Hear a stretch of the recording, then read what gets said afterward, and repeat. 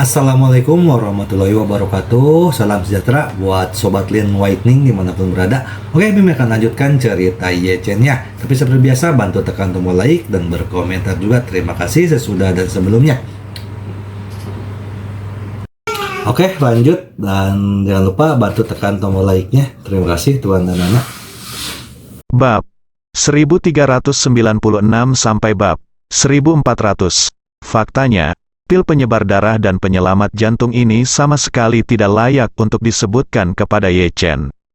Bahkan jika Anda memberi keluarga He 50 atau 100 setahun, itu hanya masalah waktu saja.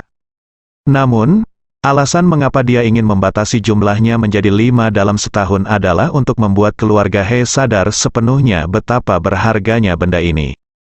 Yechen juga tahu bahwa dilihat dari keefektifan pil penyebar darah dan penyelamat jantung pada praktisi seni bela diri, 2 pil setahun akan cukup bagi seluruh keluarga He untuk bekerja untuknya. Alasan pemberian 5 adalah untuk memberikan kesempatan kepada keluarga He untuk maju, sehingga mereka dapat fokus mengembangkan 3 atau 5 prajurit berbakat secara terencana setiap tahun. He Yingxiu secara alami sangat menyadari nilai ramuan ini dan menyadari bahwa ini adalah peluang pengembangan yang sangat besar bagi keluarga He. Jadi dia setuju langsung atas nama seluruh keluarga He bahkan tanpa sempat meminta instruksi dari ayahnya. Dia tahu bahwa ayahnya tidak akan menolak, keluarga He tidak akan menolak.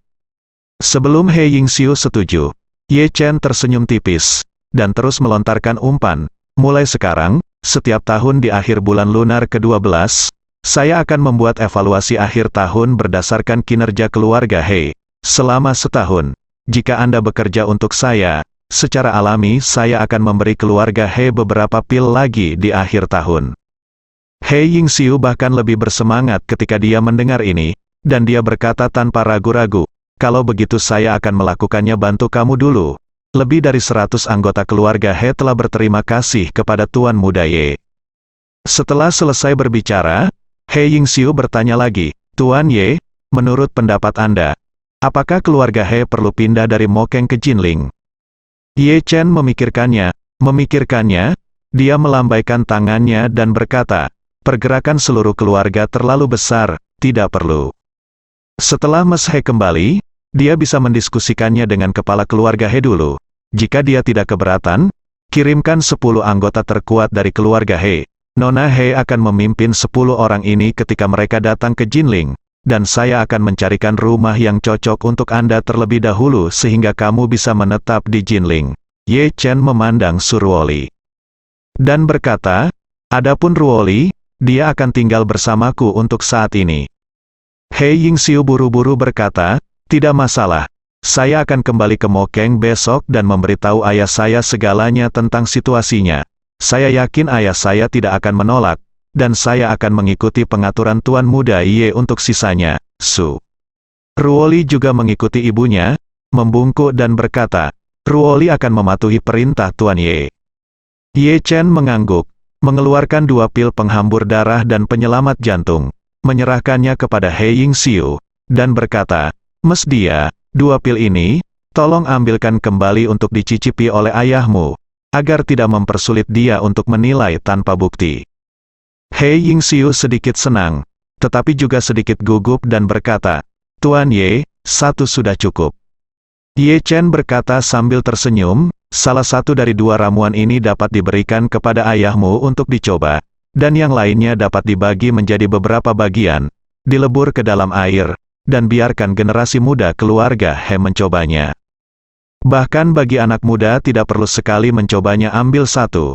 Jika tidak, setidaknya 30% hingga 40% kekuatan obat tidak dapat diserap oleh tubuh sekaligus, dan akan terbuang percuma. Secara alami, metode langkah demi langkah ini dapat memanfaatkan semua efek obat dengan lebih baik." He Yingxiu tiba-tiba berkata dengan sedikit penyesalan, "Oh, saya akan tahu bahwa saya tidak akan meminum semua pil tadi." Yechen berkata sambil tersenyum, "Tidak apa-apa, masih akan ada peluang di masa depan." Setelah selesai berbicara, Yechen berkata lagi, "Kamu harus minum 2 pil ini, minumlah dulu, dan 3 sisanya akan diberikan kepada Anda sekaligus ketika Anda yakin dan Anda tiba di Jinling." He Yingxiu berkata dengan terkejut, Tuan Ye, Anda baru saja memberi kami 4 satu demi satu. Seharusnya masih ada satu yang tersisa. Ye Chen tersenyum ringan. 2 yang kuberikan padamu dan Ruoli sebelumnya tidak dihitung. Ini adalah perawatan pribadiku untukmu ibu dan anak. Aku akan memberimu 2 tambahan setiap tahun di masa depan, dan keduanya tidak ada hubungannya dengan keluarga He. Dia Yingxiu sangat gugup sehingga dia tidak tahu harus berkata apa, dan berkata dengan terkejut dan gembira di mulutnya, ini benar-benar keterlaluan. Ini sangat berharga. Apa yang bisa kita lakukan? Ye Chen melambaikan tangannya saat ini, dan berkata, saya dan Ruoli sudah ditakdirkan, belum lagi kami akan bekerja sama untuk waktu yang lama di masa depan. Sedikit obat tidak ada gunanya disebutkan, jadi mestanglet.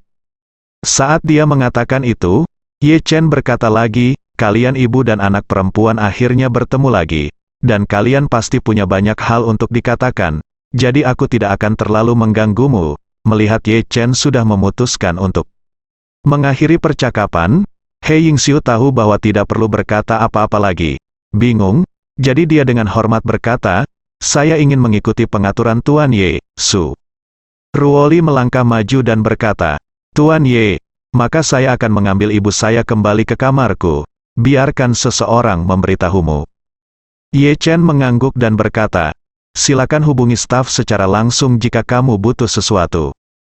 Setelah itu, He Yingxiu dan Su Ruoli, ibu dan putrinya, kembali ke kamar hotel dengan rasa terima kasih. Begitu dia memasuki ruangan, He Yingxiu tiba-tiba menangis tak terkendali.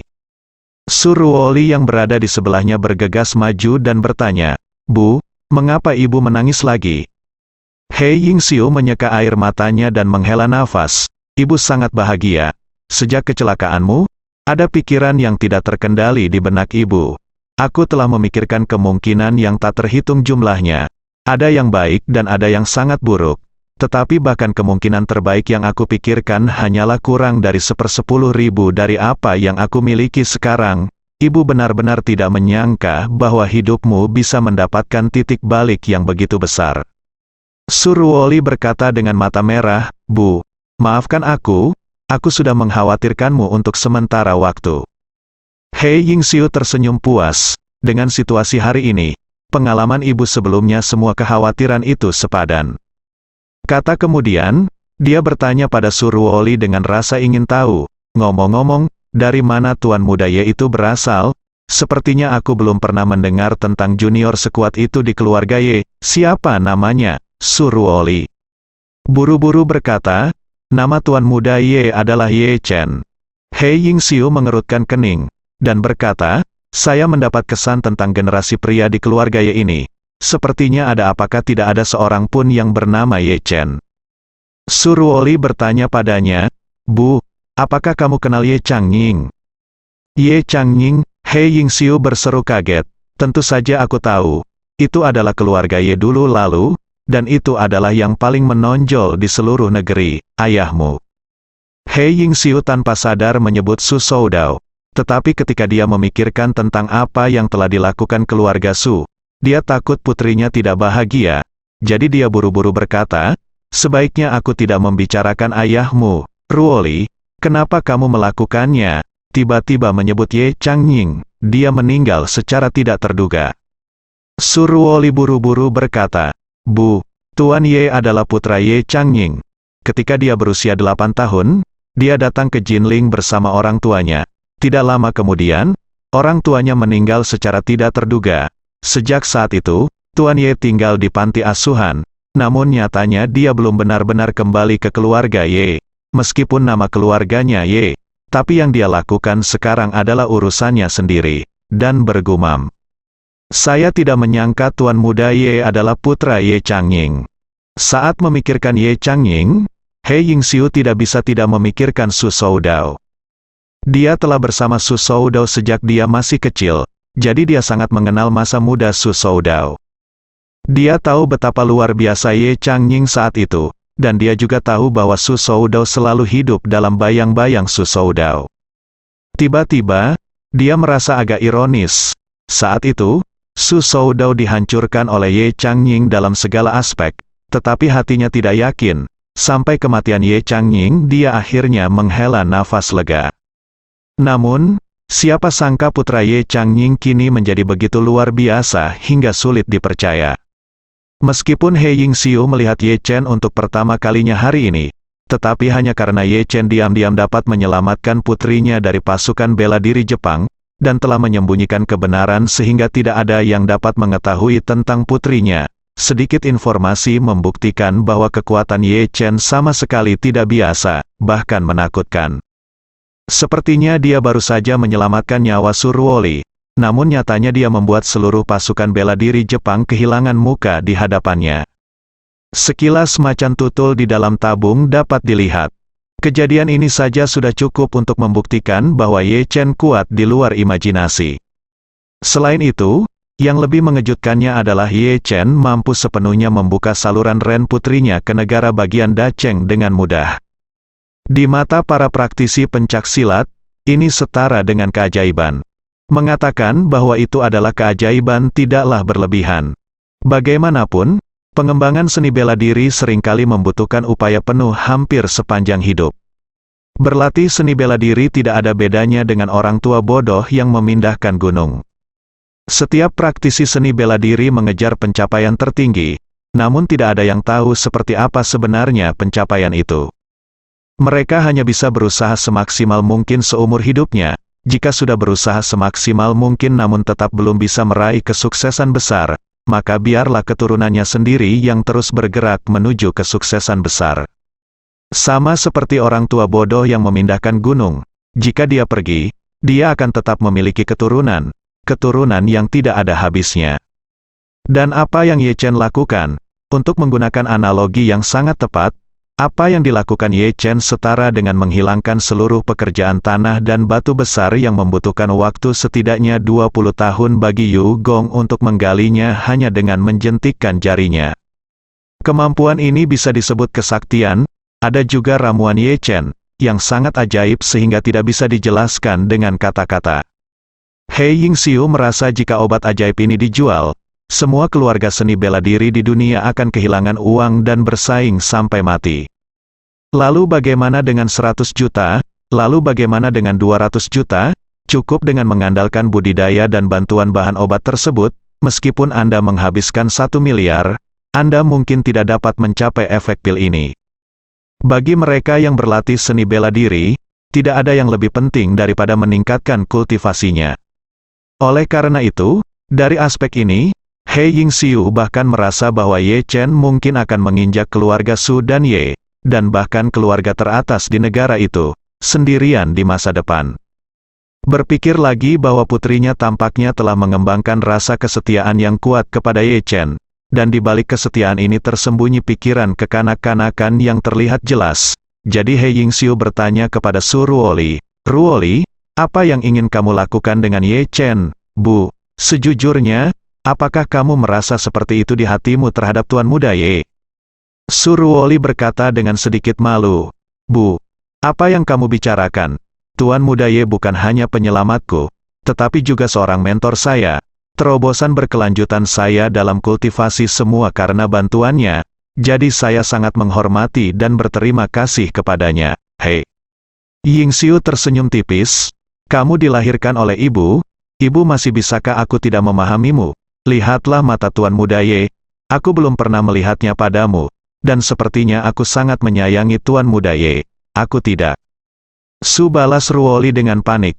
Setelah ragu-ragu sejenak, dia tidak bisa menahan diri untuk tidak menghela nafas pelan. "Hei, sebenarnya, izinkan aku memberitahumu sesuatu dari lubuk hatiku yang paling dalam. Setelah pria seperti Ye Gongxi benar-benar memahaminya, bagaimana banyak wanita yang bisa acuh tak acuh padanya, bukan hanya aku, bahkan kakak Ziyu pun sudah lama jatuh cinta padanya. Dia juga menyukai Tuan Muda Ye." "Ya." Su Ruoli tersenyum pahit dan berkata, "Saya pikir Sister Ziyu hampir menyukai Tuan Muda Ye. Saya suka kamu sangat banyak." He Yingxiu bertanya dengan tergesa-gesa, "Bukankah Su Ziyu menghilang bersama Du Haiking? Pernahkah kamu melihatnya?" Su Ruoli mengangguk dan berkata dengan serius, "Saudari Ziyu dan Bibi Du juga tinggal di sini, sebuah hotel." "Apa katamu?" He Yingxiu tiba-tiba menjadi gugup dan berseru, ibu dan putrinya juga tinggal di sini. Apakah mereka tahu bahwa saya ada di sini? He Yingxiu selalu sangat menyayangi Du Haiqing di dalam hatinya, rasa bersalah. Lagi pula, ketika dia hamil, dia memiliki hubungan seperti itu dengan suaminya, dan kemudian melahirkan Suruoli. Bagaimanapun juga, dia ikut campur dalam pernikahan orang lain, dan dia ikut campur dalam pernikahan orang lain ketika mereka hamil, pihak ketiga. Oleh karena itu, dia sangat takut bertemu Du Haiqing lagi. Suruoli berkata saat ini, mustahil bagi mereka untuk mengetahui bahwa Anda ada di sini. Setelah Tuan Ye menyelamatkan mereka, dia menyimpannya di sini. Untuk menghindari bocornya berita, mereka tidak diizinkan meninggalkan ruangan. Saya juga tinggal di hotel ini. Setelah berhari-hari, baru setelah saya dipanggil oleh anak buah Tuan Ye pagi ini, saya menyadari bahwa ibu dan anak perempuannya juga ada di sini. He Yingxiu bahkan lebih terkejut dan tidak bisa menutup mulutnya. Dari telinga ke telinga, Anda mengatakan bahwa ibu dan anak perempuannya juga ditangkap, Tuan Ye menyelamatkannya. Ya, Suruoli mengangguk dan berkata, jika Tuan Ye tidak mengambil tindakan, keduanya akan terbunuh oleh Su Chengfeng. He Yingxiu mengangguk sambil berpikir dan bertanya lagi padanya, mengapa Tuan Ye membawamu menemui mereka? Ini, Suruoli ragu-ragu sejenak. Dia tidak tahu apakah dia harus memberitahu ibunya tentang ayahnya, Su Soudao. Jika dia menceritakannya, dia takut ibunya akan sedih. Jika dia tidak memberitahunya, dia merasa tidak bertanggung jawab kepada ibunya. He Yingxiu melihat Suruoli ragu-ragu untuk berbicara, dan buru-buru bertanya, Ruoli, adakah yang ingin kamu sampaikan kepada ibu? Suruoli mengatupkan bibirnya dan ragu-ragu untuk waktu yang lama, lalu berkata, Bu, izinkan saya memberitahu kamu sesuatu. Jangan khawatir tentang hal itu dan marahlah. He Yingxiu berkata dengan tergesa-gesa, katakan padaku, ibu tidak cemas dan dia tidak akan marah, jika kamu bisa berdiri di depan ibu dengan utuh. Bahkan jika langit runtuh, ibu tidak akan cemas lagi. Suruoli kemudian berkata, ayah juga ditangkap oleh Tuan Ye. Apa? He Yingxiu sangat terkejut hingga dia benar-benar tidak bisa berkata-kata. Dia membuka mulut dan matanya lebar-lebar, menatap Suruoli untuk waktu yang lama, baru kemudian dia mengumpulkan keberanian untuk bertanya, apakah Tuan Ye membunuh ayahmu? Suruoli menggelengkan kepalanya, bukan itu masalahnya, ayah masih hidup. He Yingxiu menghela nafas lega ketika mendengar ini. Dia memang memiliki perasaan yang mendalam terhadap Su Soudao. Bagaimanapun, hampir seluruh tahun terbaik dalam hidupnya didedikasikan untuk Su Soudao, bahkan tubuhnya sendiri didedikasikan untuknya. Meski sudah bertahun-tahun kita tidak bertemu, cinta di hatiku selalu ada. Ketika dia mendengar bahwa Su Soudao telah jatuh ke tangan Ye Chen, yang paling dia takuti adalah Ye Chen akan langsung membunuh Su Soudao. Lagi pula, dengan kekuatan Ye Chen, membunuh Su Soudao sangatlah mudah. Ketika dia mendengar bahwa Su Soudao masih hidup, dia merasa lega, itu benar. Kemudian, dia menghela nafas pelan dan berkata, hei, tidak peduli apa, senang rasanya hidup. Setelah itu, dia bertanya lagi, apakah ayahmu juga diatur untuk tinggal di sini? Tidak, Suruoli, dia berkata dengan sedikit malu, Tuan Ye menyuruhnya pergi. He Yingxiu buru-buru bertanya, kemana dia mengirimnya? Suruoli mengerutkan bibirnya dan mengucapkan 3 kata, Suriah. Begitu kata-kata Suruoli keluar dari mulutnya, He Yingxiu tercengang. Dia telah membayangkan 10.000 kemungkinan bagi Ye Chen untuk berurusan dengan Su Soudao. Tetapi dia tidak pernah berpikir bahwa Ye Chen akan mengirim Su Soudao ke Suriah. Saat ini, Suruoli buru-buru mengingatkan, Bu, kamu tidak boleh berpikir untuk menyelamatkan ayah. Tuan Ye berselisih dengan keluarga Su, dan kami telah menerima bantuan dari Tuan Ye. Tidak ada yang kami bisa lakukan untuk membalas kebaikan dengan permusuhan. He Yingxiu menggelengkan kepalanya dan menghela nafas. Tidak, aku tidak akan pergi ke perairan bermasalah keluarga Su lagi. Terlebih lagi, keluarga Ye tidak hanya berselisih dengan keluarga Su, tapi ayahmu juga maju untuk mengatur aliansi melawan ayah Tuan Muda Ye. Tuan Ye dapat memberi ayahmu cara untuk hidup, yang dianggap perlakuan istimewa. Setelah mengatakan itu, He Yingxiu menambahkan, Ruoli, kamu harus menarik garis yang jelas antara kamu dan keluarga Su di masa depan, dan kamu tidak boleh melakukan kesalahan yang sama lagi. Su Ruoli tidak ragu-ragu, dia berkata, Bu, jangan khawatir. Saya telah memutuskan hubungan dengan keluarga Su, itu bukan hanya kehancuran total. Saya tidak akan pernah melupakan kebencian yang ditimbulkan oleh keluarga Su kepada saya. Saya pasti akan mendukung Tuan Ye jika dia membutuhkannya di masa depan. Jadilah musuh keluarga Su. He Yingxiu mengangguk dan berkata dengan emosi, sejak kecelakaanmu, keluarga He telah menarik garis yang jelas dengan keluarga Su. Mulai sekarang, keluarga He akan melayani Tuan Ye dengan sepenuh hati. Musuh Tuan Ye tentu saja adalah keluarga He, musuh. Jadi jika Tuan Ye dan keluarga Su putus, seluruh keluarga He akan berdiri teguh di samping Tuan Ye. Dari sudut pandang ini, adalah hal yang baik bahwa ayahmu dikirim ke Surya oleh Tuan Ye. Setidaknya di masa depan, Tuan Ye dan Su ketika keluarga berada dalam konfrontasi penuh. Kamu tidak harus berdiri di sisi berlawanan dari ayahmu, Su. Ruoli buru-buru bertanya, Bu, kakek pasti setuju untuk bekerja sama dengan Tuan Ye, kan? Tentu saja, He Yingxiu berkata dengan tegas, bekerja sama dengan Tuan Ye jelas merupakan peluang terbesar bagi keluarga He kami, jadi sangat mustahil bagi kakek Anda untuk menolak. Setelah itu, He Yingxiu menambahkan, saya akan langsung kembali ke Mokeng besok dan melaporkan situasinya kepada kakekmu. Sekarang, berdasarkan apa yang aku ketahui tentang dia, dia tidak akan ragu-ragu. Itu bagus. Su Ruoli merasa lega dan berkata dengan genit, Bu, setelah kamu selesai berbicara dengan kakek dan kakek setuju, kamu dapat segera pergi dari pilih 10 orang dari keluarga untuk dibawa, sehingga mereka dapat lebih sering tinggal bersamaku. Oke, He Yingxiu tersenyum penuh kasih. Jangan khawatir, ibu akan kembali secepat mungkin. Pada saat ini, Ye Chen, melihat hari sudah hampir malam, memanggil Chen Zekai dan berkata, Chen tua, Anda mengatur seseorang untuk menyiapkan mobil dan ponsel yang tidak dapat menemukan petunjuk apapun. Selain itu, Anda pergi ke kamar Su Ziyu dan mengundang dia serta Bibi Du kemari. Chen Zekai bertanya dengan tergesa-gesa, Tuan, apa yang kamu lakukan? Apakah kamu akan membiarkan mereka pergi? Ye Chen mengangguk dan berkata, saya berjanji kepada mereka, saya akan memberi mereka kebebasan hari ini. Biarkan mereka pergi. Dan kemudian Anda akan meminta seseorang mengantar mereka ke pinggiran kota, dan lalu kirim mereka ke pinggiran kota. Beri mereka ponsel, dan Anda tidak perlu khawatir tentang sisanya. Chen Zekai ragu-ragu sejenak, lalu berkata, Guru, saya tidak tahu apakah saya harus mengatakan sesuatu.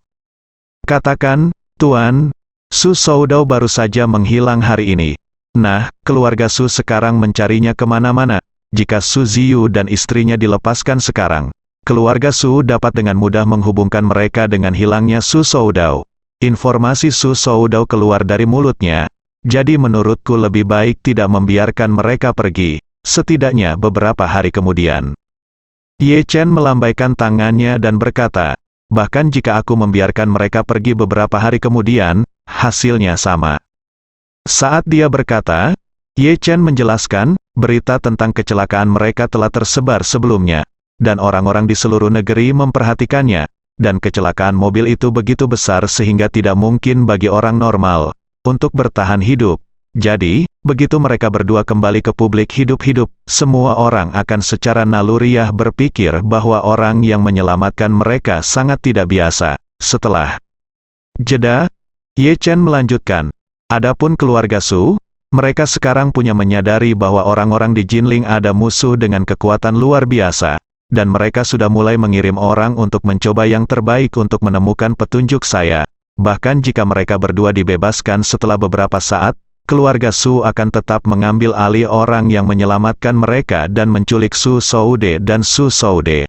Orang yang menjaga jalan saling terhubung. Chen Zekai terdiam beberapa saat, lalu mengangguk sedikit, dan bertanya lagi, Tuan, bagaimana jika Nona Su dan Nona Du bocor identitasmu? Ye Chen tersenyum dan berkata, saya yakin mereka tidak akan melakukannya, tetapi semuanya tidak bisa begitu mutlak. Saya hanya ingin bersenang-senang lebih banyak dengan keluarga Su, tetapi tidak masalah jika mereka benar-benar membocorkan saya, terserah Su keluarga punya, gunakan saja, keluarlah, pabrik anjing Hongwu sudah hampir diperluas, kami punya banyak ruang, dan selain itu, daerah pegunungan di Suriah sangat luas dan jarang penduduknya. Jadi sebaiknya kirim anjing tua Su Chengfeng membantu Hamid menggembalakan dombanya. Chen Zekai merasa lega saat melihat Ye Chen tidak khawatir keluarga Su akan mengetahui keberadaannya.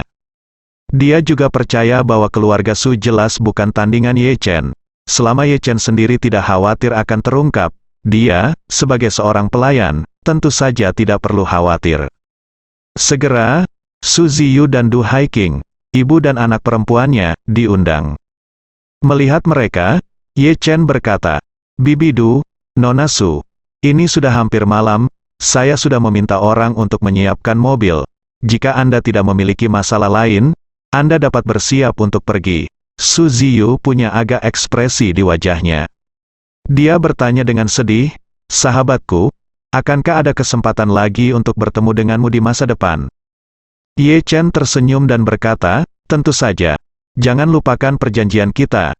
Saat kamu menjadi kepala dari keluarga Su, saya akan pergi ke keluarga Su secara langsung. Saya di sini untuk mengucapkan selamat. Su Ziyu mau tidak mau bertanya, temanku, bagaimana jika keluarga Su ingin menjadi musuhmu? Akankah kamu menganggapku sebagai musuhmu?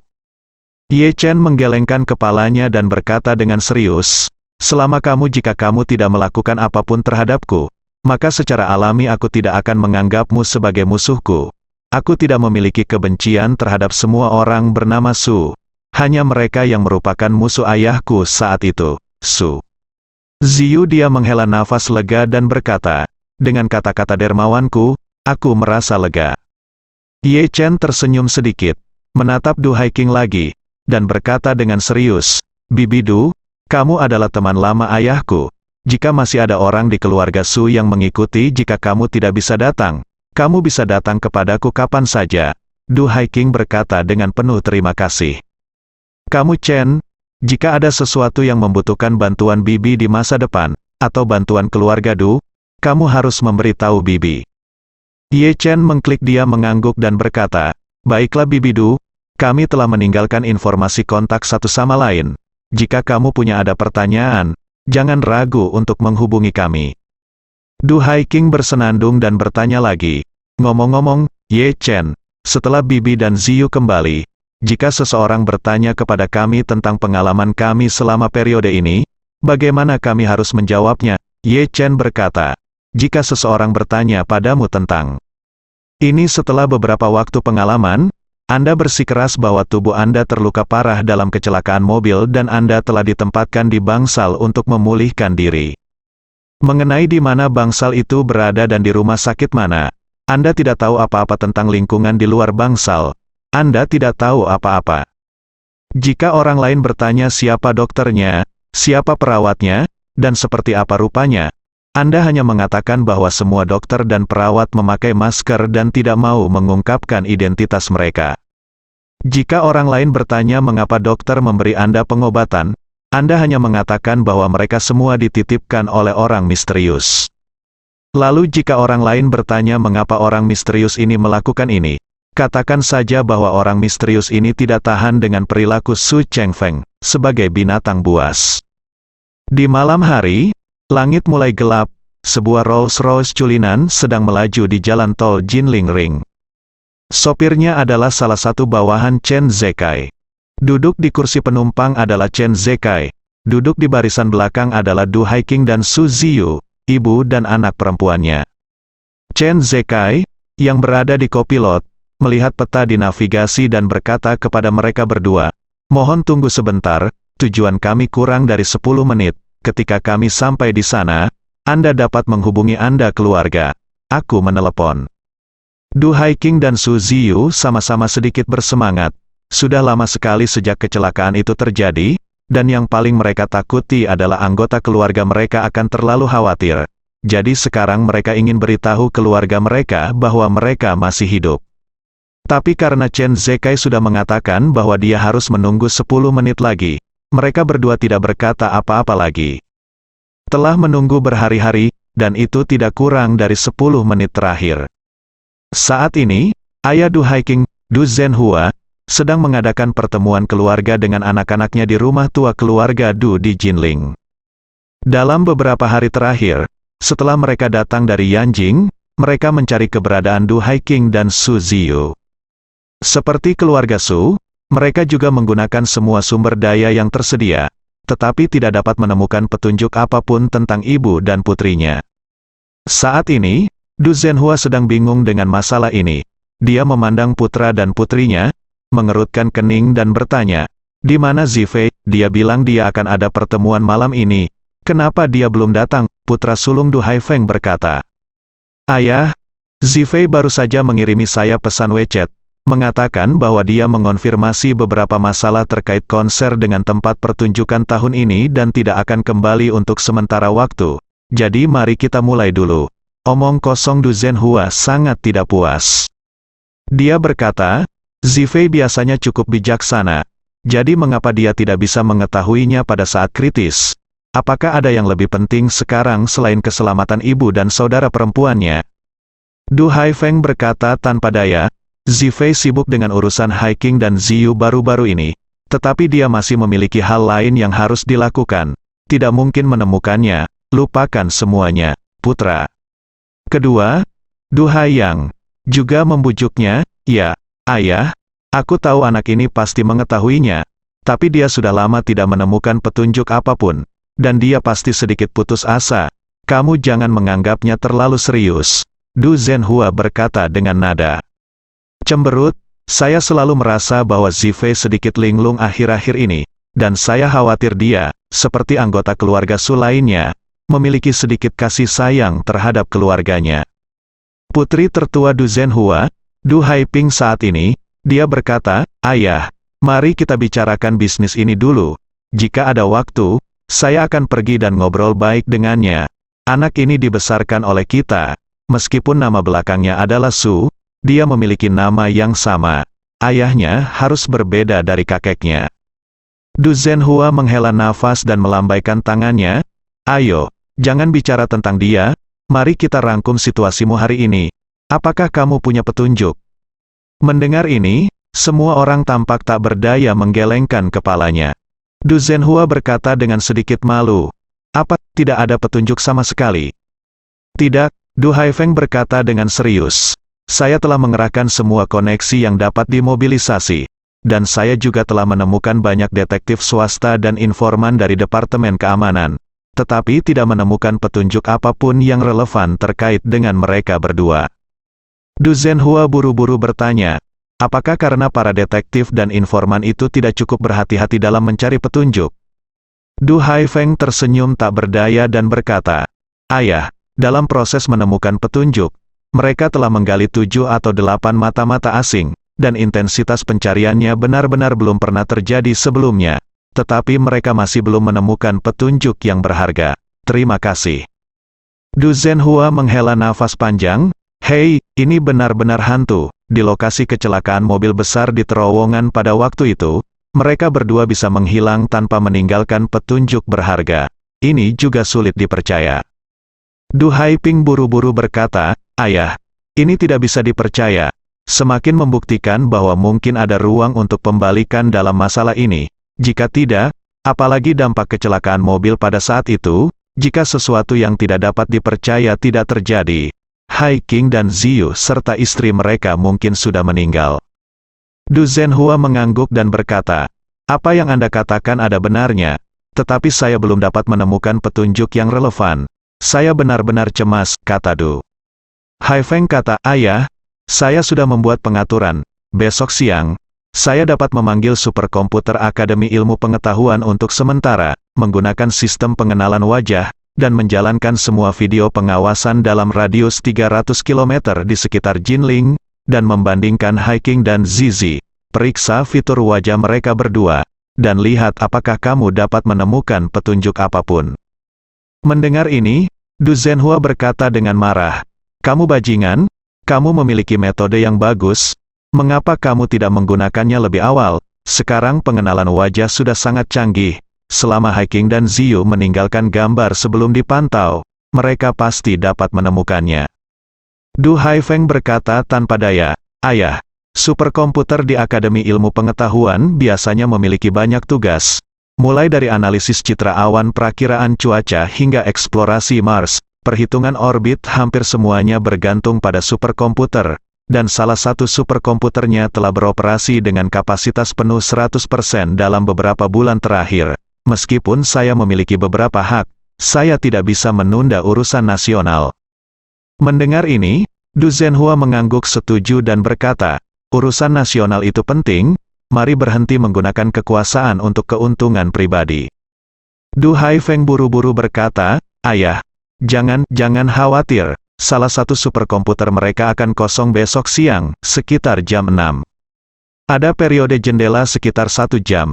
Jadi saya berkoordinasi dengan mereka untuk menggunakan periode jendela 6 jam ini untuk menghitung semua video pengawasan di sekitar Jinling. Tapi jumlah datanya sangat besar, tetapi kekuatan komputasi superkomputer juga sangat kuat. Menurut para ahli di sana, diperkirakan semua data ini dapat diselesaikan dalam waktu sekitar 4 jam, dan pekerjaan lanjutannya tidak akan selesai, tertunda. Du Zhenhua merasa lega dan berkata, itu bagus ah. Setelah selesai berbicara, dia melihat putra keduanya Du Haiyang, yang sedang berbisnis, dan berkata, Yang, setelah itu kejadian ini, Anda harus menyumbangkan sejumlah uang ke Akademi Ilmu Pengetahuan, dan itu akan dianggap sebagai imbalan yang dibayarkan kepada Akademi Ilmu Pengetahuan. Du Haiyang berkata tanpa ragu-ragu, Ayah, jangan khawatir. Jika mereka dapat menemukan Hiking dan Ziyu melalui perhitungan superkomputer, maka saya akan menyumbangkan 100 juta. Jika mereka tidak dapat menemukannya, saya juga akan menyumbangkan 50 juta. Les Chulinan melaju kencang di pinggiran Jinling, dan segera berhenti di persimpangan sepi di pinggiran kota. Kemudian, Chen Zekai menyerahkan ponsel kepada Du Hiking dan berkata, Mas Du, Anda dapat menelepon keluarga Anda. Du Hiking mengangguk, mengambil telepon, dan menekan nomor tanpa ragu-ragu. Panggilan ini adalah ponsel Du Zhenhua, lelaki tua dari keluarga Du. Du Zhenhua sedang rapat dengan anak-anaknya, tanpa diduga. Ponselnya tiba-tiba berdering. Ketika dia melihat nomor yang tidak dikenalnya, dia langsung merasa marah. Jadi dia menekan tombol jawab dan bertanya dengan nada buruk, siapa itu? Ada apa? Di sisi lain, Du Hiking tersedak dan berkata, Ayah, ini aku Hiking. Apa, Hiking? Ketika Du Zhenhua yang sudah tua mendengar suara Du Hiking, dia merasa seperti disambar petir. Dia mengenali suara putrinya, tapi dia tidak percaya itu nyata. Jadi pada saat ini, dia merasa jantungnya berdebar 2 kali lipat, dan detak jantungnya yang keras membuat seluruh dadanya sakit. Sambil menutupi dadanya, dia tanpa sadar mengkonfirmasi, apakah kamu benar-benar Hiking? Begitu kata-kata ini keluar, beberapa anak dari keluarga Du di sekitarnya juga terkejut. Du Haifeng berseru dan bertanya, Ayah, apakah ini benar-benar Hiking? Du Haiyang berkata dengan cepat, Ayah, nyalakan pengeras suara. Du Zhenhua buru-buru menyalakan pengeras suara telepon, dan mendengar Du Hiking tersedak di pengeras suara lainnya. Ujung telepon, Ayah, ini benar-benar aku masih hidup, dan Ziyu juga hidup, tepat di sisiku. Su Ziyu juga berkata dengan nada menangis, Kakek, ini aku, Ziyu. Seluruh keluarga Du tiba-tiba mendidih. Du Zhenhua tiba-tiba berdiri dan berseru, tolong, di mana kalian berdua sekarang? Du Hiking buru-buru berkata, kami berada di pinggiran kota Jinling. Ayah, tidak banyak orang di sini. Kamu harus bekerja keras untuk mengatur seseorang menjemput kami, sebentar. Du Zhenhua berkata dengan penuh semangat, tolong beritahu saya lokasi spesifik Anda, saya akan pergi ke sana bersama saudara Anda. Du Hiking berkata, saya akan menggunakan ponsel ini untuk menambahkan WeChat Anda segera dan mengirimkan alamatnya, Du. Zhenhua berseru, beri saya arah kasar dulu. Ke arah mana Anda berada di Jinling? saya akan bergegas ke sana dulu, Du Haiking. Menatap Chen Zekai dengan tergesa-gesa, dan Chen Zekai berkata diam-diam dengan mulutnya. Di utara, Du Haiking berkata dengan tergesa-gesa, "Ayah, saya berada di utara Jinling." Oke, Du Zhenhua sangat bersemangat sehingga dia buru-buru berkata, "Kirimkan saya alamat di WeChat sekarang, dan aku akan segera keluar." Setelah menutup telepon, Du Zhenhua berkata dengan penuh semangat kepada Du Haifeng dan Du Haiyang, "Haifeng, Haiyang, siapkan mobilnya. Kalian berdua akan menjemput mereka bersamaku." Du Haiping berkata dengan tergesa-gesa, "Ayah, aku akan pergi juga." Du Zhenhua melambaikan tangannya. "Haiping, tolong jangan pergi, biarkan Koki, dokter, dan bibi di rumah bersiap-siap, siapkan makanan, bersiap untuk pemeriksaan fisik, dan juga bersihkan kamar tidur." Setelah mengatakan itu, dia menghela nafas dengan sedih. "Saya masih tidak tahu bagaimana mereka berdua berada di sini akhir-akhir ini dan apakah mereka telah menanggung kesulitan." Du Haiping mengangguk berulang kali dan berkata, "Baiklah ayah, saya akan membuat pengaturan sekarang." Du Zhenhua mengiyakan. Menyapa kedua putranya dan bergegas keluar pintu. Di sisi lain, Du Haiking juga mengirimkan lokasi spesifiknya kepada ayahnya Du Zhenhua. Du Haifeng mengendarai kendaraan komersial 7 tempat duduk dari rumahnya dan bergegas menuju pinggiran utara bersama lelaki tua dan adik laki-lakinya di belakangnya. Dalam perjalanan, Du Haiyang, yang duduk di kursi penumpang, mau tidak mau melihat kembali ke Du Zhenhua, yang duduk di kursi belakang, dan berkata, "Ayah, kemana perginya Haiking dan Ziyu selama ini? Saya pikir posisi ini jauh dari posisi kita. Jaraknya hanya 20 atau 30 km. Tetapi saya telah mencari di seluruh Jinling selama periode ini, dan saya belum menemukan petunjuk yang relevan sama sekali." Du Zhenhua bertanya dengan tergesa-gesa. "Sudahkah Anda pernah mencari di dekat lokasi Haiking Fa?" "Kami telah mencari," Du Haiyang berseru. "Kami pada dasarnya telah mencari di seluruh wilayah administratif Jinling." Du Zhenhua berkata, "Dari sudut pandang saya, mobil kecelakaan menimbulkan begitu banyak keributan pada saat itu, dan hilangnya Haiking dan Ziyu mereka pasti telah diselamatkan oleh orang lain. Kemungkinan besar mereka telah disembunyikan satu sama lain selama periode ini. Mungkin mereka baru saja dibebaskan sekarang." Du Haifeng yang sedang mengemudi menghela nafas, "Sejujurnya, saya sangat ingin mengenal satu sama lain. Orang yang menyelamatkan mereka berdua pasti memiliki kekuatan dan latar belakang yang luar biasa. Saya tidak tahu dari keluarga mana dia berasal." Du Zhenhua mengangguk dan berkata, "Kami hanya akan mengetahui situasi spesifiknya setelah bertemu dengan mereka." Setengah jam kemudian, Du Haifeng berkendara ke lokasi kedatangan Du Haiking. Saat ini tidak ada seorang pun yang terlihat di jalan desa ini, dan tidak ada satu mobil pun. Faktanya, hanya 10 menit yang lalu, Chen Zekai meminta anak buahnya untuk mengemudikan mobil ke desa berikutnya, sementara dia tetap berada dalam kegelapan untuk melindungi keselamatan Du Haiking dan Su Ziyu. Setelah keduanya dijemput, Chen Zekai bertanya padanya laki-laki untuk menjemput mereka, milik. Saat ini, Du Haiking dan Su Ziyu dengan hati-hati bersembunyi di selokan kering di pinggir jalan, menunggu keluarga mereka tiba. Tak lama kemudian, 2 lampu putih muncul di ujung jalan, dan kendaraan niaga yang dikendarai Du Haifeng sudah melaju menuju lokasi yang diposisikan. Du Zhenhua buru-buru menelepon Du Haiking dan berkata kepadanya, "Haiking, apakah kamu sudah melihat mobil kami?" Du Haiking berkata, "Ayah, aku melihat sebuah mobil, sekitar 5 atau 600 meter jauhnya, tapi aku tidak yakin apakah itu milikmu." Du Zhenhua berkata, "Saya meminta saudaramu untuk menyorotkan lampu jauh 2 kali." Setelah mendengar ini, Du Haifeng dengan cepat menyorotkan lampu jauh 2 kali. Du Haiking berjalan keluar dari parit di sebelahnya dan melambai ke arah kendaraan di jalan setapak. Du Haifeng, yang duduk di kursi penumpang, melihatnya sekilas dan berkata dengan penuh semangat, "Ini Haiking, cepat datang." Du Haifeng menginjak pedal gas dan kendaraan komersial melaju dengan cepat. Segera setelah itu, mobil berhenti di samping Du Haiking. Begitu berhenti, 3 pintu pengemudi, penumpang, dan kursi belakang terbuka secara bersamaan. Du Zhenhua, Du Haifeng, dan Du Haiyang segera keluar dari mobil. Ketika Du Zhenhua melihat Du Haiking, dia tidak bisa mengendalikan emosinya dan tersedak. "Haiking, kamu dan Ziyu telah lama hilang. Ayah hampir khawatir sampai mati." Air mata Du Haiking juga mengalir di matanya, dan dia melangkah maju dan memeluk ayahnya. Menangis dan berkata, "Ayah, maaf telah membuatmu khawatir." Pada saat ini, Su Ziyu juga datang ke Du Haiking, dengan lembut meraih lengan Du Zhenhua, dan berteriak sambil terisak kakek. Du Zhenhua dengan cepat memeluk Su Ziyu dengan lembut dan berkata dengan penuh semangat, "Anak baik, baiklah, baiklah." Su Ziyu memandang Du Haifeng dan Du Haiyang lagi, tersedak dan berkata, "Paman, saudara kedua paman, aku membuatmu khawatir." Du Haifeng berkata dengan tergesa-gesa, "Bocah bodoh, apa yang kamu bicarakan?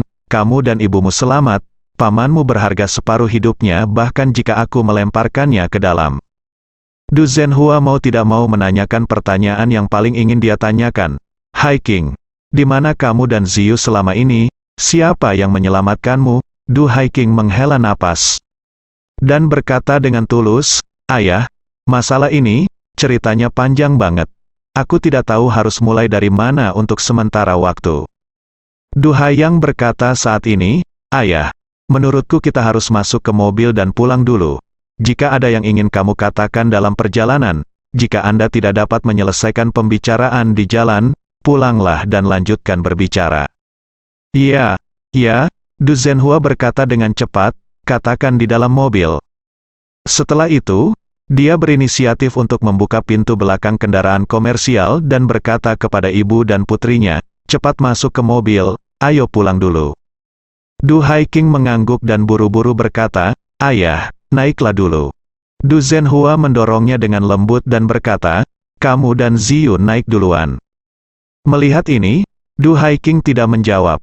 "Bertekunlah, dan tarik Su Ziyu ke dalam mobil terlebih dahulu." Segera setelah Du Zhenhua masuk ke dalam mobil, Du Haifeng pergi. Melihat kendaraan komersial semakin jauh, Chen Zekai dalam kegelapan menghela nafas lega, mengeluarkan ponselnya dan menelepon Ye Chen, dan berkata, "Tuan, Nona Du dan Nona Su telah bertemu keluarga mereka," kata Ye Chen. Ujung telepon yang lain menghela nafas lega dan berkata, "Kalau begitu, aku harus pulang."